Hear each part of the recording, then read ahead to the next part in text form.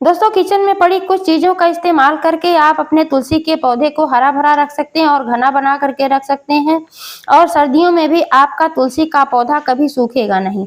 कई बार मैंने देखा है कि गर्मियों में तो सभी के तुलसी के पौधे ठीक तरीके से चलते हैं, लेकिन जब सर्दी का सीजन आता है तो पौधा मुरझाने लगता है, पीला पड़ने लगता है, पत्तियां झड़ने लगती हैं। कई कंडीशन में पौधा खराब हो जाता है, लोग निकाल कर फेंक देते हैं।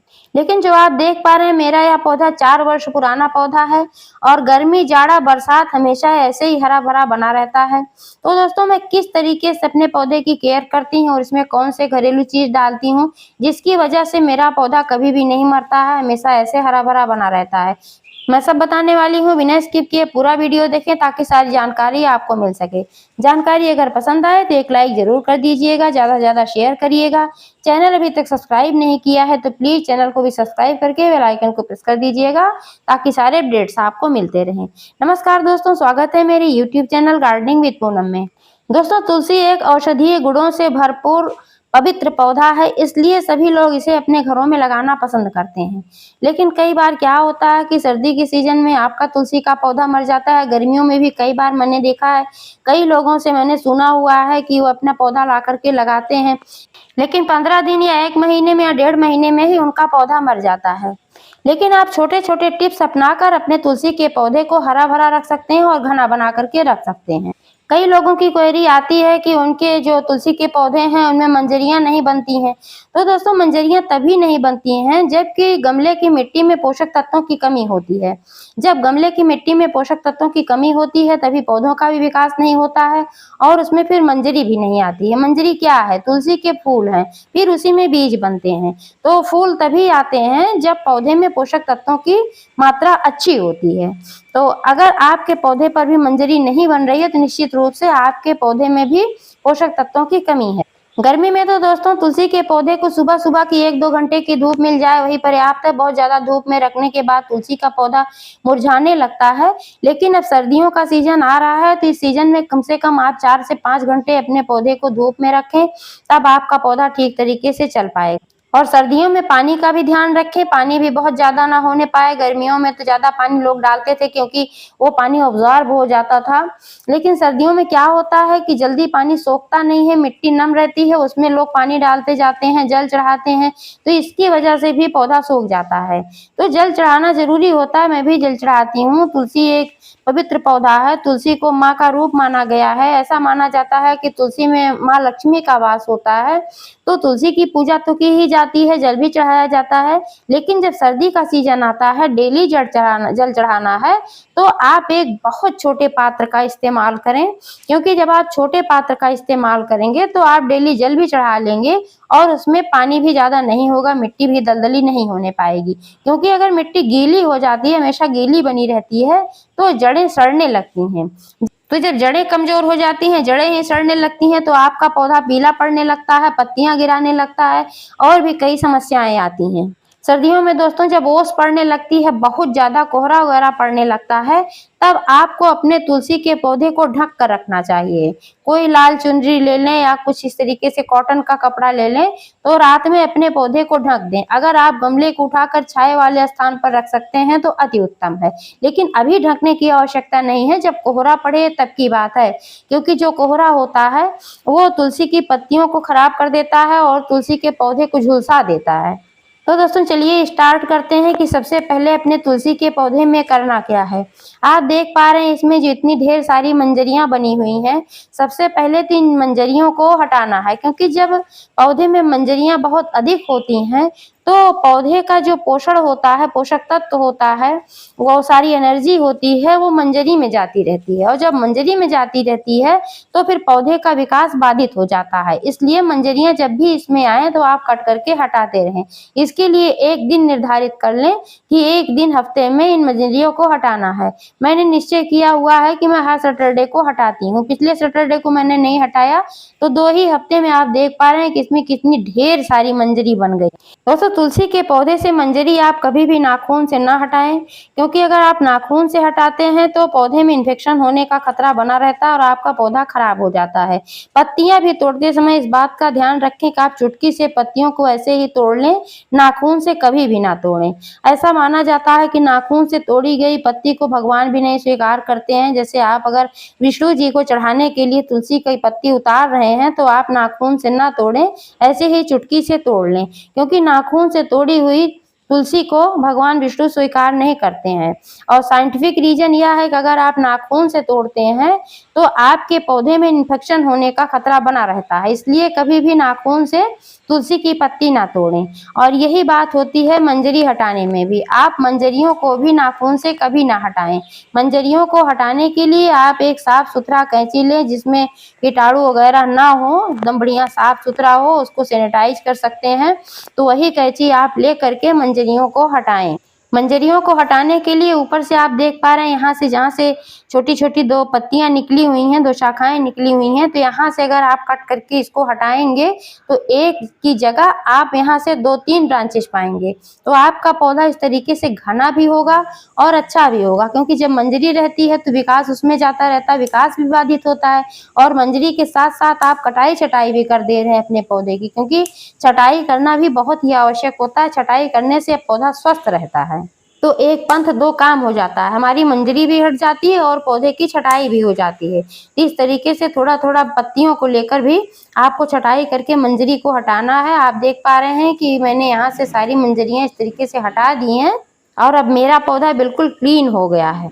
दूसरी चीज़ दोस्तों, गमले में कभी भी घास फूस नहीं रहना चाहिए। अगर इस पे घास फूस निकलता है तो आप इसको हटाते रहें। यहाँ हमेशा क्लीन होना चाहिए, क्योंकि अगर इसमें घास फूस होता है तो भी पौधे की विकास में बाधा उत्पन्न होती है, क्योंकि मिट्टी का जो पोषण होता है घास फूस भी लेता रहता है।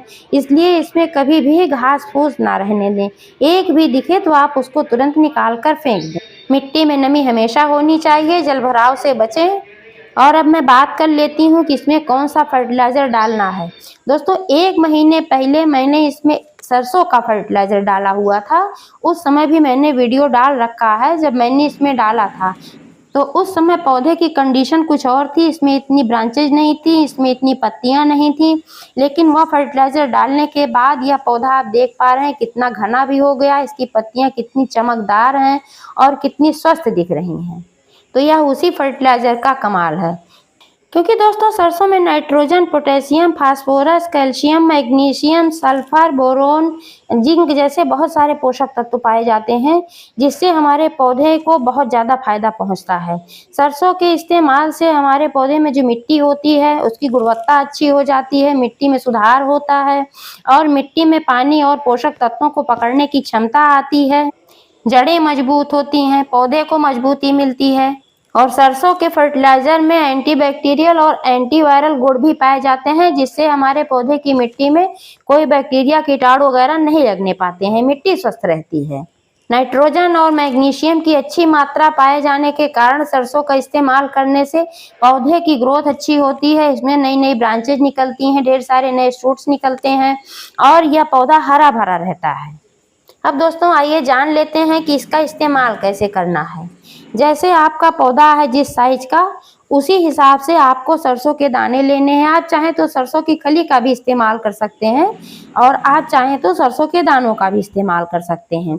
इसके लिए आप लाल सरसों लें या पीली सरसों लें, दोनों में ही पोषक तत्व पाए जाते हैं। लेकिन जो पीली सरसों होती है उसमें मैग्नीशियम की मात्रा कुछ अधिक होती है, इसलिए पीली सरसों और भी अच्छी होती है। तो मेरे पास ये लाल वाली थी तो मैं लाल वाली का इस्तेमाल कर रही हूँ। तो दोस्तों आप देख पा रहे हैं कि मेरा गमला कोई बहुत बड़ा नहीं है, एक पीतल की बाल्टी है छोटी सी, मैंने इसी में इसको लगाया हुआ है। मान के चलिए कि 12 इंच का है, तो इसके अनुसार मैंने 2-3 चम्मच इसको लिया हुआ है और 2-3 चम्मच लेकर के मैंने इसको पीस लिया है दरदरा, और पीस करके ही मैं इसका इस्तेमाल करने वाली हूँ। क्योंकि पीसने के बाद क्या हो जाता है कि जब ये मिट्टी में जाता है तो फिर डिकम्पोज्ड होता है और ये अपना काम स्टार्ट कर देता है। अगर आप इसको खड़ा डालेंगे तो फिर ये डिकम्पोज्ड नहीं हो पाएगा, मिट्टी में पड़ने के बाद अंकुरण होगा और ये पौधा बन जाएगा। तो इसके लिए सबसे पहले क्या करना है दोस्तों कि गमले में जो मिट्टी है तो इसमें से 1-1.5 इंच मिट्टी ऐसे गुड़ाई करके लूज कर लो मिट्टी को। उसके बाद फिर 1-1.5 इंच मिट्टी ऊपर से निकाल लेना है। ऐसे ऊपर ही डालने के बाद फर्टिलाइजर अंदर तक नहीं पहुंच पाता है, फिर इसका कोई फायदा नहीं होता है।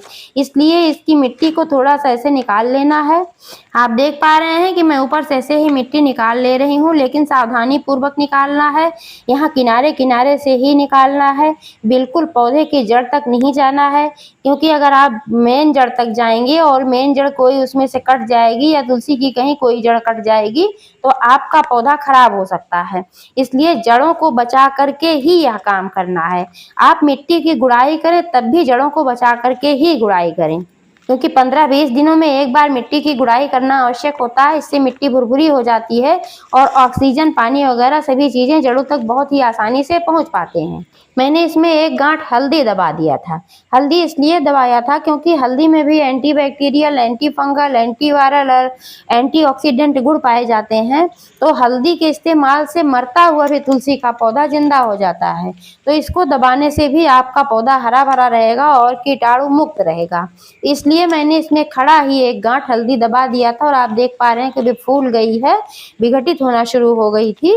मैंने 10-15 दिन पहले इसमें दबाया था, तो अब यह विघटित होना शुरू हो गई है और ये आप देख पा रहे हैं कि फूट भी जा रही है।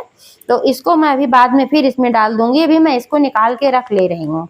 जो मैंने हल्दी निकाला हुआ था उसको तोड़ के मैं वापस से भी इसमें 3-4 जगह टुकड़े टुकड़े करके आप देख पा रहे हैं कि मैंने इसको इसी में रख दिया है, क्योंकि ये इसी में दबा रहेगा तो ये भी फायदा पहुंचाता रहेगा। हल्दी का इस्तेमाल आप अपने तुलसी के पौधे में 1 महीने में 1 चम्मच जरूर करें। इसका आप लिक्विड बना करके आप स्प्रे बोतल से पत्तियों पर भी छिड़क सकते हैं। इससे आपका पौधा ग्रोथ भी करेगा और उसमें कीड़े भी नहीं लगने पाएंगे, क्योंकि क्या होता है कि तुलसी के पौधे में अक्सर काले कीड़ों का अटैक हो जाता है। मैंने बहुत लोगों से सुना है, लेकिन मैं ऐसे ही देखभाल करती हूँ। रिकॉर्ड है, आज तक मेरे तुलसी के पौधे पर कभी भी किसी प्रकार के कीड़े का अटैक नहीं हुआ है। अब मैं इसमें वो फर्टिलाइजर डालूंगी। आप देख पा रहे हैं कि यहाँ पर किनारे किनारे मैंने इसको डाल दिया है और इसको इसी में फैलाकर ऊपर से फिर वही मिट्टी जो मैंने निकाला हुआ था फिल कर देना है। तो जब मिट्टी के नीचे दबा हुआ होता है तो डिकम्पोस्ट भी जल्दी होता है और जड़ों तक रहता है, तो आसानी से यह जड़ों तक पहुंच पाता है और पौधों को भी फायदा पहुंचा पाता है। अब मैंने जब इसमें दोनों चीजें डाल दिया है तो ऊपर से मैंने इसमें मिट्टी भी डाल दिया है। अब ये बढ़िया कंप्लीट हो गया। अभी इसमें एक चीज और डालना है, यह है फिटकरी। दोस्तों, फिटकरी के इस्तेमाल से पौधे को बहुत फायदा पहुंचता है, क्योंकि फिटकरी में बहुत ही अच्छी मात्रा में पोटेशियम पाया जाता है और पोटेशियम के इस्तेमाल से पौधा मजबूत भी होता है और हरा भरा भी होता है। पौधे की ग्रोथ भी अच्छी होती है। लेकिन दोस्तों, जल्दी रिजल्ट पाने के लिए फिटकरी का इस्तेमाल बहुत अधिक मात्रा में ना करें। इसको उचित मात्रा में ही इस्तेमाल करें, तब आपके पौधे को फायदा होगा, नहीं तो आपका पौधा जल भी सकता है। 12 इंच गमले के लिए आप 5 ग्राम से ज्यादा फिटकरी का इस्तेमाल ना करें और बिल्कुल जड़ के पास ना रखें। जड़ के पास रखने से भी नुकसान पहुंच सकता है। इसको थोड़ा दूरी पर रखें। आप देख पा रहे हैं कि मैंने जड़ के पास नहीं रखा है, थोड़ा किनारे यहाँ पर रखा हुआ है और रखने के बाद इसको मिट्टी से मैंने दबा दिया है। आज जब इसमें पानी पड़ेगा तो धीरे धीरे घुल कर ये पौधे में जाएगा। फिटकरी का इस्तेमाल 1 महीने में 1 ही बार करना चाहिए, इससे ज्यादा नहीं करना चाहिए। फिटकरी को आप लिक्विड फॉर्म में भी इस्तेमाल कर सकते हैं। इसके लिए आप 1 गिलास पानी में अपने पौधे के साइज के अनुसार उसमें फिटकरी डाल लें, तो फिटकरी घुलनशील होता है तो पानी में घुल जाता है और आप मिट्टी की गुड़ाई करके उसमें डालें। लेकिन इस बात का ध्यान रखें कि जब भी आप लिक्विड फर्टिलाइजर डाल रहे हैं तो गमले की मिट्टी पूरी तरीके से ड्राई होनी चाहिए। तो दोस्तों, इस तरीके से अगर आप अपने तुलसी के पौधे की देखभाल करेंगे तो 100% गारंटी है कि आपका पौधा सर्दियों में भी खराब नहीं होगा। जानकारी कैसी लगी कमेंट करके अवश्य बताइएगा। पूरा वीडियो देखने के लिए बहुत बहुत धन्यवाद।